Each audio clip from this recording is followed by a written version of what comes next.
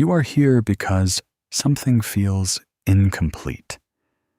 A subtle ache that has been lingering for a long time. It is not about blame or looking backward to pick apart the past with a clinical lens. It is about recognizing that we all carry a version of ourselves that never received the affirmation, the steady hand, or the calm presence we needed when we were forming our understanding of the world. That version of you is still there, holding on to those unfulfilled expectations. And it is time to recognize that you are the only one who can truly step into that role now. Take a moment to just let that sink in. Think about the quiet rooms of your memory, the moments where you looked around for a sign that you were doing okay, that you were enough, and found only silence. Maybe you were a person who learned to be low maintenance because you realized early on that there wasn't enough emotional space for your big feelings. Maybe you became the high achiever, thinking that if you just did everything perfectly, someone would finally notice the effort and offer the warmth you craved. Or perhaps you became the invisible one, shrinking so small that you wouldn't be a burden to people who already seemed overwhelmed. Whatever your story is, the common thread is a gap, a space between the support you required to flourish and the reality you were given. It's like being a builder who was asked to create a beautiful structure but was never handed the right tools. You did the best you could with what was available, but you've been living in a house with a drafty window and a foundation that feels a bit shaky. Acknowledge the exhaustion of that. It is tiring to be your own anchor before you even know what an anchor is. It is heavy to carry the weight of your own world when your shoulders were still so small. When we talk about the person who didn't get the love they needed, we aren't just talking about grand gestures or dramatic absences. We are talking about the small, daily misses. The times you were proud of something and it went unnoticed. The times you were scared and were told to just get over it. The times you needed to be held, figuratively or literally, and you found yourself hugging your own knees instead. This acknowledgement isn't a funeral for your past. It's a bridge to your future. You are standing at a threshold where you can look at that younger version of yourself, the one still waiting, still hoping, still trying so hard, and say, I see you. I finally see how hard you've been working. There is a profound, quiet dignity in admitting that it was difficult. You don't have to pretend it didn't matter. You don't have to be strong anymore in the way that means don't feel. Real strength is found in this exact moment of honesty. It's the moment you stop looking at the door, waiting for someone from your past to walk through it and make it all okay. They might never come, or they might not be capable of giving what you need, even if they did. But the incredible, life-changing truth is that you are here now. You have grown, you have survived, and you have developed a capacity for compassion that is uniquely yours because you know exactly what the absence of it feels like. You are moving from a state of being unparented in those specific emotional ways to becoming the very person you once searched for. It starts with this breath. It starts with the willingness to sit in the quiet and say, "It's okay that I feel this way. It makes sense that I feel this way." You are beginning to build a relationship with yourself that is based on presence rather than performance. You are acknowledging the void, not to fall into it, but so you finally know where to start building the floor. This is the first step of coming home to yourself. You are no longer waiting for permission to exist or to be cared for. You are the one holding the pen now. And the first thing we are going to write is a long overdue, "I am here for you."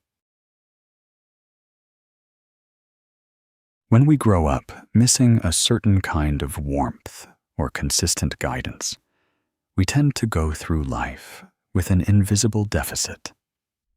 It's not something you can see on the surface, but it dictates how you move through your days. You might find yourself working extra hard to prove your worth in every room you enter, believing that if you just produce enough or achieve enough, the feeling of being unsettled will finally go away. Or perhaps you catch yourself freezing when someone offers you genuine, unearned care. It feels foreign, even dangerous, because it wasn't a part of your original programming. It's like walking around with a thirst you haven't been able to name, reaching for water in all the wrong places. You might have spent years looking for a partner, a boss, or a friend to provide that specific kind of validation that never arrived when you were younger. You are waiting for the permission slip that never came, the nod of approval that says, "You are doing just fine. You are safe here." When that external validation doesn't show up, or when it doesn't feel like enough to fill the space, it's easy to turn that frustration inward, blaming yourself for being too much or not enough. This is the foundation of self-parenting, identifying that you have been unconsciously looking for an external source to provide what has always been your responsibility to cultivate from within. Think about the patterns you keep falling into. Do you hold your breath when you are waiting for a response? Do you apologize for taking up space before you've even spoken? Do you find yourself bracing for disappointment, ensuring you never expect too much so that you can never be let down? These aren't character flaws. These are survival strategies. They were your ways of keeping yourself safe in an environment where you didn't feel fully seen or held. But these strategies, which once protected you, are now the very things that keep you from the deep, grounded connection you want with yourself. Acknowledging this unmet need is a form of deep, radical honesty. It is you finally admitting, "I am carrying a hunger that hasn't been fed." It's okay to be sad about that. It's okay to grieve the fact that you had to learn how to soothe yourself long before you were ready to do so. You were asked to be your own guide, your own champion, and your own comfort giver while you were still just trying to figure out who you were. When you name the need, you take away its power to rule you from the shadows. Instead of unconsciously acting out that hunger, by overextending yourself, by people-pleasing, or by numbing out when things get too real, you start to understand it as a compass. that feeling of wanting more, that ache for deep, consistent validation. That is your internal self asking you to step up. It is the part of you that knows you deserve better than what you've been settling for. You are moving away from the idea that you are broken because you didn't get what you needed. You are beginning to see that the need itself is evidence of your capacity for connection. You have the ability to give, to listen, to validate, and to protect. You've just been directing all those resources outward, toward people who may not be able to return them in the way you need. Right now, in this moment, you get to flip that direction. You get to say, I am the one I have been waiting for.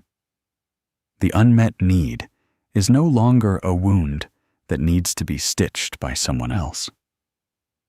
It is a space that you are finally going to fill with your own deliberate, daily acts of care. It starts with simply acknowledging that you were hungry, and then making the conscious choice to provide the nourishment yourself. You are no longer waiting for the outside world to complete you. You are beginning the work of becoming whole by yourself, for yourself. There is a profound, almost startling shift that happens when you realize you no longer need to wait for someone else, from your past or your present, to understand your experience or validate your worth. We spend so much of our lives waiting for that one conversation, that one apology, or that one moment of being understood that would finally make everything click into place. But there is a quiet, powerful freedom in realizing that the power to shift your internal landscape is not held by anyone else. It is held by you. As Carl Jung once noted, until you make the unconscious conscious, it will direct your life, and you will call it fate. When we feel we didn't get the love or the guidance we needed, we often walk around feeling like life is happening to us. We feel like the script was written by someone else, and we are just performing the role of the one who was left out, or the one who is always trying to catch up. We call it luck. We call it our personality, or we call it fate. But often it is simply the unaddressed echo of those early unmet needs steering the ship. When you stop waiting for the external world to give you what you missed, you stop being a passenger in your own life. You move from a place of passive waiting to active cultivation. This is the sar of agency. It is the realization that while you cannot go back and rewrite the history of your formative years, you absolutely have the authority to write the next chapter. You are no longer just the product of what you didn't get. You are the architect of what you are building today. This is not a light, effortless transition. It can be heavy, and it can be intimidating. If you are used to looking to others for direction, taking the lead for yourself feels like walking without a map. It's scary because it means you are now the one responsible for your own emotional weather. If you are having a difficult day, there is no one else you can blame for it. If you need comfort, you have to be the one to seek it or provide it. But look at the other side of that coin. Because you are the one in charge, you are also the one who gets to decide what is enough. You get to decide what safe feels like. you get to decide when it is time to rest, when it is time to push, and when it is time to forgive yourself. Agency is not about fixing everything at once. It is not about reaching a state of perfection where you never feel lonely or unsupported again. It is about the ability to witness your own experience and say, I am here, and I have the power to change how I respond to this. When that familiar pang of, I didn't get what I needed, rises up, you have the agency to recognize it, to hold it, and to nurture yourself through it, rather than letting it turn into a cycle of resentment or self-abandonment. You are moving into a space of ownership. Every time you make a decision that prioritizes your own well-being over the habit of people-pleasing, you are exercising your agency. Every time you speak to yourself with the kindness you wish you had heard when you were younger, you are claiming your own authority. You are proving to yourself over and over again that you are not a helpless observer of your own life. You are the one who is steering, and that is where your true strength, the kind that isn't dependent on anyone else, actually lives. Self-parenting begins with creating a sense of safety that is entirely your own. For so long, your sense of security might have been tied to the moods of others, the atmosphere of a room, or the unpredictable weather of someone else's approval. When you grow up without a steady emotional foundation, you become an expert at reading the wind, always scanning, always bracing, always trying to find a place to stand where you won't be knocked over. Establishing an internal anchor means deciding that, from now on, the ground beneath your feet is generated by you, regardless of what is happening around you. Think of the way you would treat a friend who is exhausted, overwhelmed, or questioning their direction. You wouldn't criticize them for being tired. You wouldn't tell them they are failing because they need a moment to sit down. You would offer them a glass of water, a quiet space, and your steady, non-judgmental presence. You would be their anchor.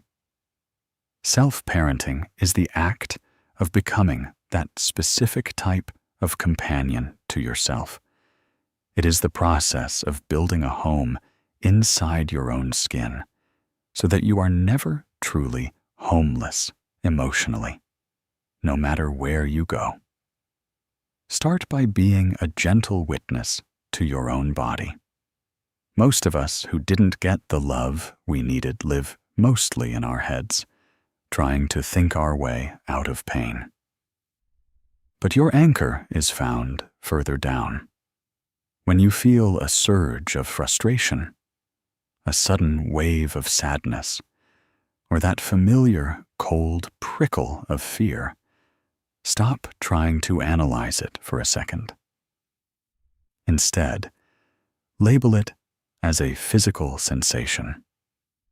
Notice the tightness in your chest, the shallow nature of your breath, or the gnaw that has formed in your stomach. Treat these sensations with the same calm, steady curiosity you would offer to someone you deeply care for who is struggling to navigate a difficult moment. You might say to yourself, I see that my heart is racing right now. I notice that my shoulders are up by my ears. This simple act of observation creates a tiny bit of distance between you and the feeling. You are no longer the storm. You are the one watching the storm from a safe, sturdy lighthouse. This is your anchor. It is the part of you that stays still while the rest of you is in motion. It is the inner parent who says, I am here. I am not leaving. And we are going to sit here together until the air clears. Building this anchor takes time because you are unlearning a lifetime of self-abandonment. You are learning that you don't have to run away from yourself when things get uncomfortable. You are proving to your internal self that you are a reliable protector. In the past, when things got hard, you might have looked for an exit, numbing out, overworking, or looking for someone else to tell you it was okay. Now, you are practicing the art of staying. You are saying, I have the capacity to hold this. When you establish this internal anchor, the world starts to feel a little less threatening. You realize that even if someone is disappointed in you, or even if a plan doesn't work out, your foundation remains intact. You aren't a leaf being blown around by the opinions of others anymore. You are rooted. This internal steadiness becomes the lens through which you see everything else. You begin to trust your own instincts, your own timing, and your own value. You are finally providing the safety you once prayed someone else would bring to you. And in doing so, you are becoming the most stable, loving presence in your own life. One of the most essential ways to parent yourself is by saying no to the things that drain your capacity to thrive. When we grow up feeling like we have to earn our place or justify our existence, we often learn a dangerous lesson, that our own needs are negotiable, while everyone else's needs are non-negotiable. You might have learned to suppress your own comfort to keep the peace, or to stretch yourself until you were frayed just to be seen as easy to get along with. You became an expert at abandoning your own needs to make others feel comfortable, believing that was the only way to ensure your own security. You can break that cycle by practicing small, quiet acts of self-protection. Setting a boundary is not an act of aggression against others. It is an act of stewardship over your own energy. It is you deciding what you will allow into your space and what you will keep out. When you feel a conversation becoming heavy or draining, you are allowed to gently change the subject or excuse yourself. When a project or a social obligation is demanding more than you have to give, you are allowed to pull back and prioritize your own rest. These aren't just schedules. These are the guardrails you are building around your own well-being. Every time you set a boundary, you are signaling to your internal self that you are safe, that you are protected, and that you are in control. It feels uncomfortable at first. Your old survival instincts will likely scream at you, telling you that if you say no, you will be rejected or criticized. That voice is just the part of you that remembers what it was like to be a child who couldn't afford to set boundaries. But remind yourself, you are not that child anymore. You have the autonomy to decide what serves you and what compromises your peace. Think of it as tending to a garden. If you let every weed and every unwanted visitor into your space, the things you are trying to grow, your own self-confidence, your own calm, your own healing, will eventually be choked out. Setting a boundary is simply weeding. It's a necessary, protective act of love. When you say, "I am not available for this right now," you aren't being mean. You are being consistent. You are showing yourself that your own emotional capacity matters. Practice this with the small things. Maybe it's declining a phone call when you know you need quiet time. Maybe it's ending a conversation that feels critical or undermining. Maybe it's simply stating a preference for how you want your time to be spent. These aren't grand, dramatic confrontations. They are quiet, firm declarations of your own worth. The more you do this, the more you will realize that people who truly belong in your life will respect these boundaries. Those who don't, they aren't the ones you should be building your home with anyway. By setting these limits, you are clearing out the space for deeper, healthier connections to grow. You are showing your internal child that you are a parent who protects. You are proving that you are no longer willing to sacrifice yourself to keep the world running smoothly for everyone else.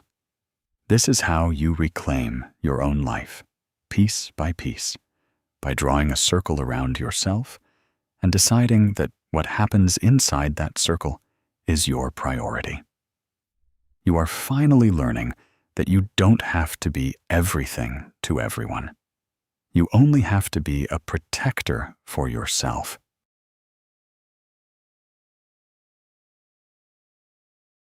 We often spend our lives running from our emotions because they feel too large, too messy, or too dangerous to manage. When you didn't have the space or the guidance to process big feelings as a child, you likely learned to treat them as threats. You might have learned to push them down, distract yourself, or simply shut off the signal altogether. But those feelings never actually go away. They just wait in the quiet corners of your day, ready to surge up at the worst possible moment. Instead of fearing them, try to sit with them as an observer. Imagine you are sitting on the bank of a river, watching the water flow by. Some days, the current is calm and clear. Other days, it is murky and rapid. The goal of conscious observation is not to dive into the river and try to swim against the current, nor is it to stand on the bank and try to dam the water up. The goal is simply to watch. You are not the river. You are the one sitting on the bank. When you feel that old, familiar sting of rejection or the heavy weight of loneliness, pause. Don't rush to fix it. Don't rush to numb it. And don't rush to tell yourself you shouldn't be feeling it. Instead, ask yourself, what is happening here? Notice the sensation without the story. Where do you feel it? Is it a tightness in the throat? A heaviness in the limbs? A fluttering in the solar plexus? Label it. Say to yourself, I am feeling sadness, or I am feeling a sense of overwhelm. By naming it, you pull the feeling out of the shadows and place it into the light of your awareness. This simple shift is transformative. It creates a space between you and the emotion, preventing it from consuming your entire identity. Maybe you don't need a grand solution to make the feeling disappear. Often, we are so desperate to get rid of the discomfort that we panic. And that panic creates even more suffering. But what if you just need to provide the presence that you missed? Try placing a hand over your heart. Take a deep, slow breath and acknowledge that the feeling is present. And more importantly, acknowledge that it is okay for it to be there. This is not about letting your emotions dictate your behavior. It is about acknowledging their existence with kindness. This is the essence of being a good parent to yourself. A child who is crying doesn't need to be told to stop crying or that they are being unreasonable. They need someone to stay with them until the wave passes. You are that person now. When you stay with your emotions, you are essentially telling your inner self, I am not afraid of your feelings. I can handle this. Over time, this practice changes your relationship with yourself. You stop being afraid of your own internal weather.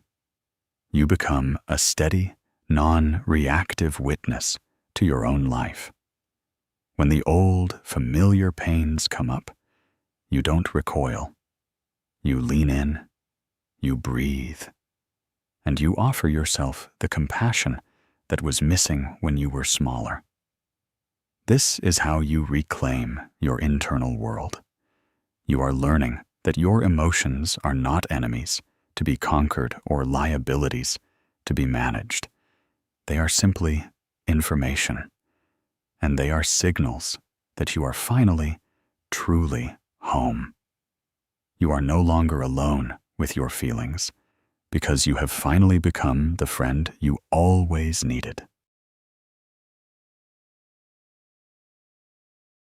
Consistency is perhaps the greatest, most overlooked gift you can give yourself.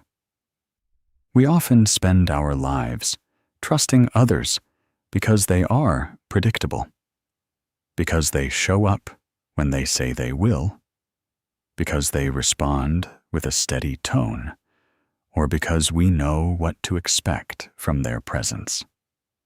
When you didn't receive that kind of reliable care, it creates a deep-seated suspicion that the ground might shift under your feet at any moment. You learned to live in a state of high alert, always waiting for the other shoe to drop, always bracing for the moment of withdrawal or inconsistency. To parent yourself effectively, you have to become the person who does exactly what they say they will do. It sounds simple, but it is a revolutionary act of self-love. Think about how many times you have made a promise to yourself that you abandoned the moment someone else asked for something. Maybe you promised yourself a quiet morning of coffee and reading, but the second a text came in, you prioritized someone else's need. Maybe you set a goal to rest at a certain time, but pushed through until you were completely empty. Every time you break a promise to yourself, you are inadvertently teaching your internal self that you are not a reliable protector. Building reliability is about consistency in the small, seemingly mundane moments of your day. If you tell yourself you are going to take 5 minutes to breathe, do it. If you commit to listening to your own needs before saying yes to an invitation, follow through. If you decide that you are going to speak to yourself with kindness instead of harsh criticism, hold that standard even when you stumble. This isn't about being perfect. It's about being there. When you become consistent, you start to build a deep, internal trust that replaces the fear of abandonment with the security of your own presence. You start to feel like someone who can be counted on. This creates a foundation of safety that is unshakable, even if the outside world is chaotic, even if plans fail or people disappoint you. You know that there is one person who will always follow through, one person who will always show up. You. This reliability acts as a soothing balm for that younger version of you who was used to the uncertainty of being forgotten or brushed aside. You are showing them, through your actions, that the days of being left in the dark are over.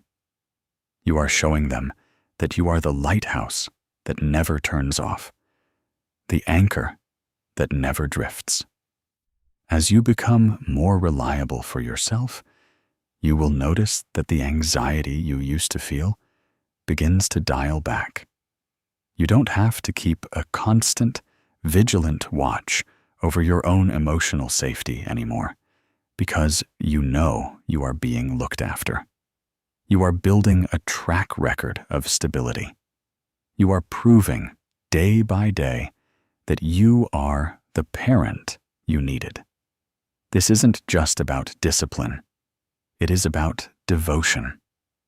It is about saying to your internal self, I am here, I am listening, and I will do what I say I am going to do, because your well-being matters more to me than any external validation. That is the power of being your own anchor, and that is how you finally begin to trust that you are safe in your own hands. Change is inherently uncomfortable. It feels strange to care for yourself in a way that is unfamiliar, almost like learning a new language that you've heard spoken by others, but never allowed yourself to practice. There will be days where you feel an urge to retreat into the old, worn-out patterns, where you look for validation from others, where you collapse under the weight of self-criticism, or where you feel a deep, gnawing discouragement. That is not a sign that you are failing. It is a sign that you are growing. Jung once observed that the privilege of a lifetime is to become who you truly are. But becoming is rarely a smooth, upward trajectory. It is often a process of 2 steps forward and 1 step back. When you start to parent yourself with kindness, you are actively dismantling the protective walls you built years ago. Those walls were there for a reason. They kept you safe in environments where you couldn't rely on anyone else. Now that you are taking down those walls to build a more open, honest relationship with yourself, you might feel exposed or raw. That vulnerability is the price of admission for real, lasting change. There will be moments when you look at your progress and feel like you are just playing a part. You might think, who am I to decide I am enough? Who am I to be my own nurturer? Those thoughts are just the echoes of the voices that told you that your needs weren't important. They are the ghosts of your past, trying to pull you back into the comfort of the familiar.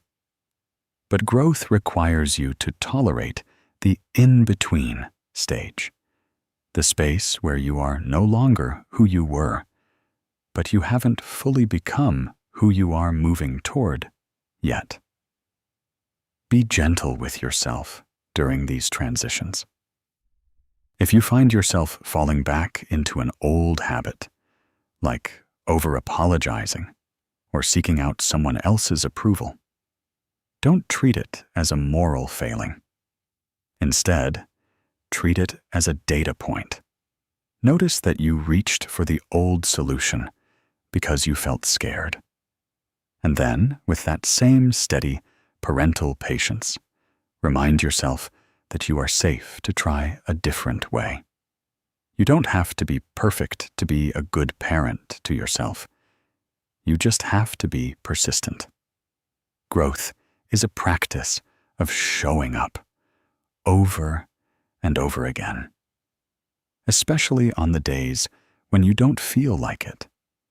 It is the commitment to honor your own needs, even when it's easier to fold. It's the ability to look in the mirror after a hard day and say, I know this was difficult, but I am proud of you for staying with yourself through it. Understand that your inner child, the part of you that didn't get what they needed, is still learning to trust you. They need to see you fail, and then get back up with kindness. They need to see you struggle, and then choose to breathe instead of berate. They need to see that you are not going to leave them when things get messy. This is how you build a new legacy of self-compassion. The discomfort is not a wall. It's a doorway. Every time you move through that feeling of awkwardness or fear, you are widening the space for your true self to emerge. You are not just changing your behavior. You are changing your entire history, one moment of grace at a time. It is a slow, quiet, and deeply courageous process. And you are exactly where you need to be. You are not the sum total of what you didn't receive. For a long time, it is easy to believe that your worth was tied to the presence of people who should have loved you better, or that your value was determined by how much you were seen by those in your early life. But you are not a collection of voids or missing pieces.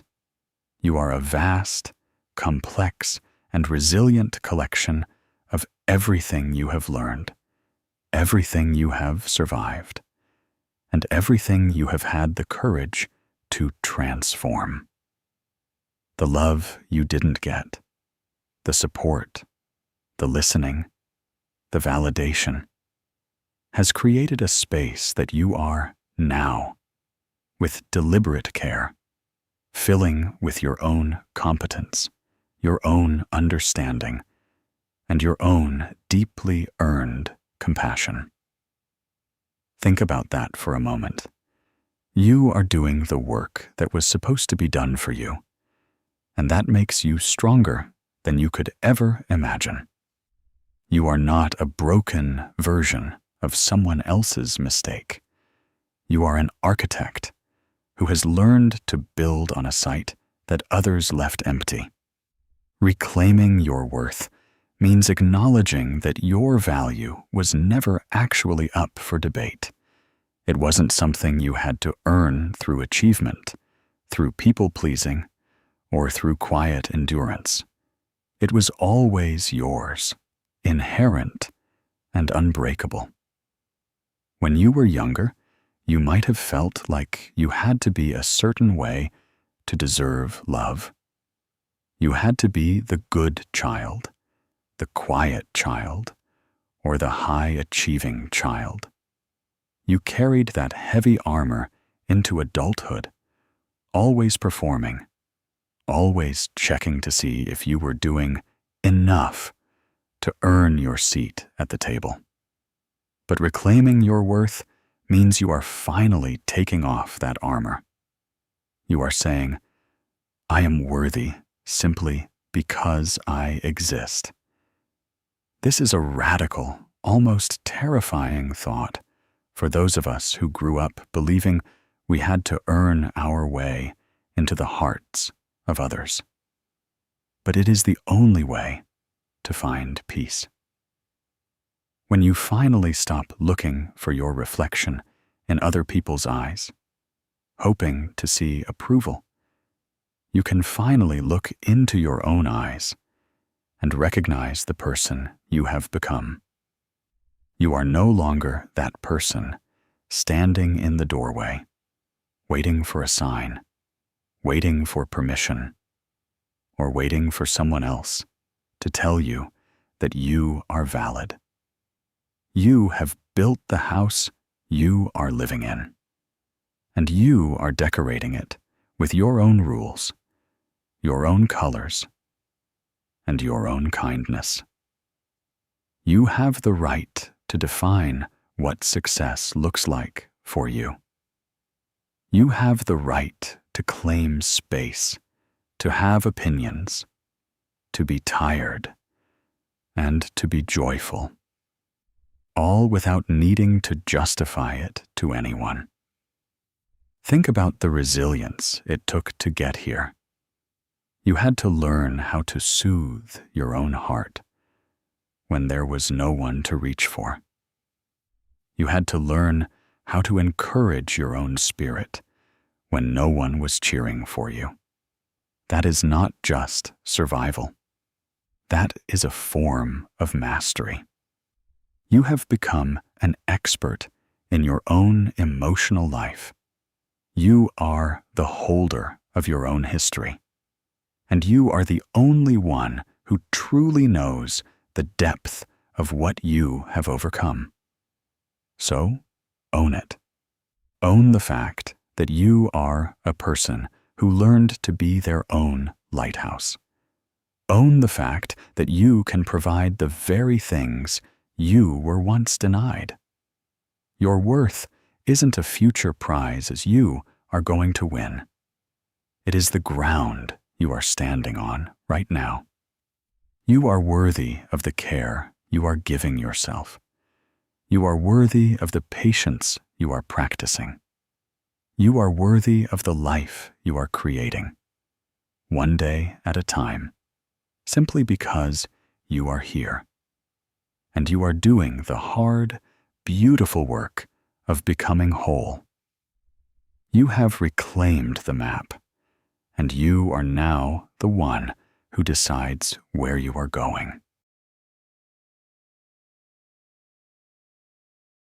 Ultimately, this entire journey is a quiet, daily practice. It doesn't happen in a single cinematic realization where everything suddenly makes sense and the past dissolves. It happens in 1,000 small, almost invisible choices to be kinder to yourself than you were the day before. It is found in the moment you decide to take a deep breath instead of bracing for criticism. It is found in the moment you choose to speak your truth instead of shrinking to fit into someone else's expectations. It is found in the quiet, steady dedication of showing up for yourself when no one else is watching. You have everything you need to begin. You have been waiting for a teacher, a mentor, or a guide, but the truth you are slowly uncovering is that the wisdom you've been searching for is already held within you.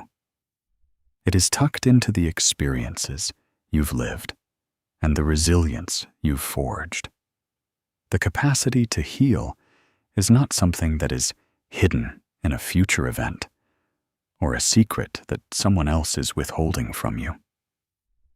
It is held entirely within your own ability to turn toward yourself with grace. This is your final responsibility. It is the responsibility to stop being the one who waits. For years, you may have been waiting for an apology that never came, for validation that was withheld, or for someone to finally see the depth of your effort. Now you are realizing that you are the only one who can truly provide the closure you need. You are the only one who can fully witness your own story. You are the only one who can look at the version of you that was hurt and say, I am here now, and I am not going anywhere. This responsibility is not a burden. It is a liberation. It means you no longer have to hope that someone else will change so that you can feel better. It means you are no longer dependent on the timing or the capacity of others to grant you the life you deserve. You have finally taken the reins. Every choice you make from this day forward is a choice to affirm your own dignity. Every moment of self-compassion is a brick in the foundation of your new life. Don't rush the process.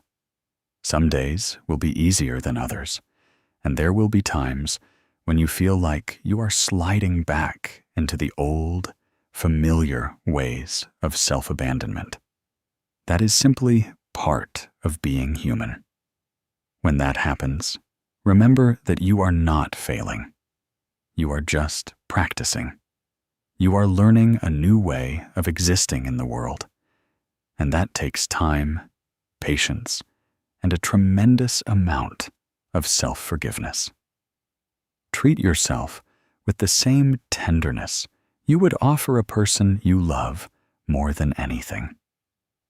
Take the next step, not because you have to, but because you are finally the person you have been waiting for.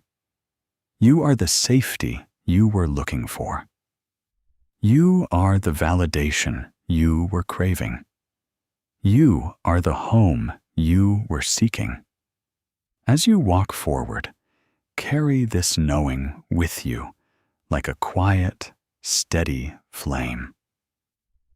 The world might not always understand the changes you are making, but that doesn't matter anymore. You know what you are doing. You know why you are doing it. And most importantly, you know that you are finally, truly in your own corner.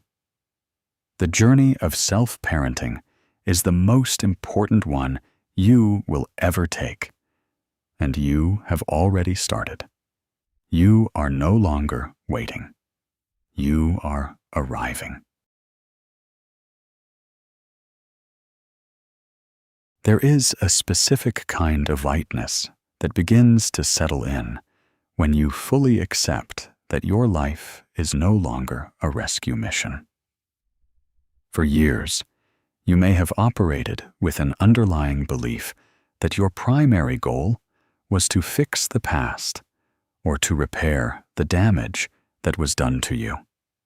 But as you continue this practice of self-parenting, you will notice a pivot. You stop viewing yourself as a project to be completed and start seeing yourself as a person to be experienced. You are moving from a state of repair to a state of discovery. This is the ultimate destination of your journey. The freedom to be who you are without the constant background hum of trying to compensate for what you didn't receive. Think about the energy you have spent, the sheer, exhausting amount of mental space dedicated to wondering if you are doing things right or if you are being enough. When you stop that, a vast, open territory appears. You have reclaimed your own time. You have reclaimed your own curiosity. You are now free to explore the world, not to prove your worth, but simply because you exist and you are capable of experiencing life in all its colors. This is the beauty of becoming. You are not a static object defined by your history. You are a living, breathing process. You are allowed to change your mind. You are allowed to change your habits. And you are allowed to change the way you interact with the world. You are no longer bound by the roles you were assigned or the survival mechanisms you adopted to get through your earlier years. If you were the one who always had to be strong, you are now free to be fragile. If you were the one who always had to be quiet, you are now free to take up space. This freedom is yours to define. It is the freedom to build a life that feels authentic to the person you are today, not the person you needed to be yesterday. You get to curate your surroundings, your routines, and your relationships with a new level of clarity.